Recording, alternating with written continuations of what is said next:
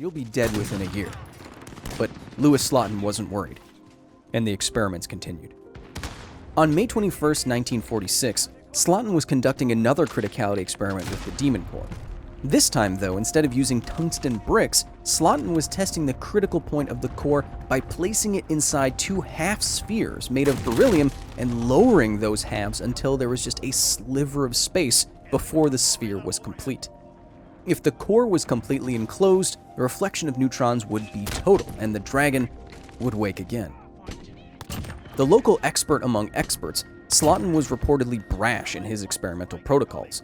In his signature pair of blue jeans and cowboy boots, Slotin would perform the criticality tests without the fail-safe spacers that would sit on the half-spheres and keep it from ever completely closing.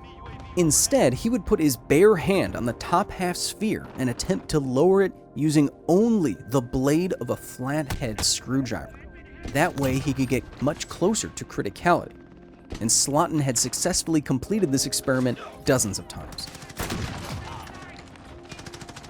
The afternoon of the accident, Louis Slotin was conducting the same screwdriver experiment as 7 other colleagues recorded and watched. It was just like the test before, but for whatever reason, this time, the screwdriver slipped. The moment the spheres touched, the Demon Core went prompt critical. The reflected neutrons coming from the plutonium inside the sphere instantly initiated supercriticality.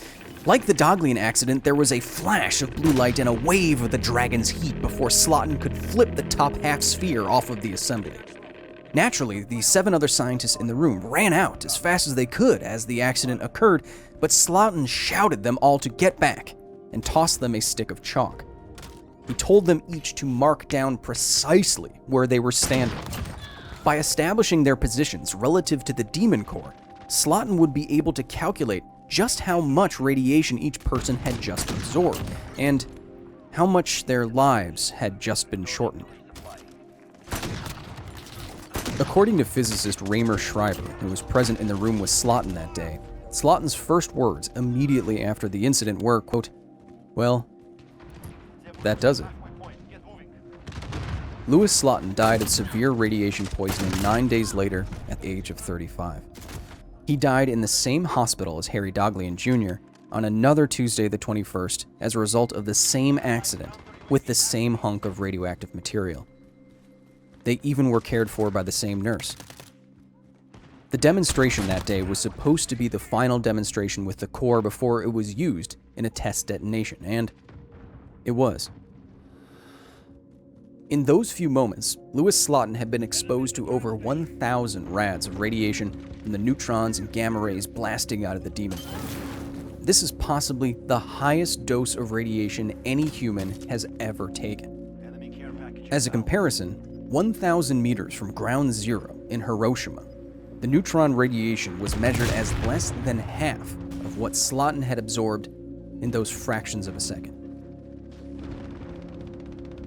Since 1945, over 60 criticality accidents have been recorded, leading to at least 21 deaths in facilities and labs all around the world.